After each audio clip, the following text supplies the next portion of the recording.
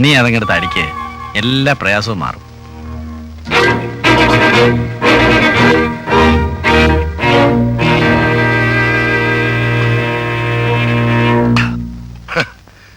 വലിയവന്മാരായി മാറുന്ന എല്ലാവരുടെയും പിന്നിൽ പല വൃത്തികെട്ട കഥകളും കാണും. പലതും കണ്ടില്ലെന്നും കേട്ടില്ലെന്നും വിചാരിച്ചാലേ മേലോട്ട് ചവിട്ടി കയറാൻ പറ്റൂ. നിന്റെ ചേട്ടൻ CM-നെ കുറിച്ച് അന്വേഷിച്ചാലും ഇങ്ങനെയൊക്കെ തന്നെയാവും. എന്താ ചേട്ടന്റെ കാര്യം പറഞ്ഞപ്പോ ഒരു വല്ലായ്മ? സ്വന്തം അനുജനായാലും ഇനി സ്വന്തം മക്കളാണെങ്കിൽ പോലും തനിക്ക് മുകളിൽ എത്തുന്നത് ഈ വലിയവന്മാർക്ക് സൂഹിക്കുകയില്ല.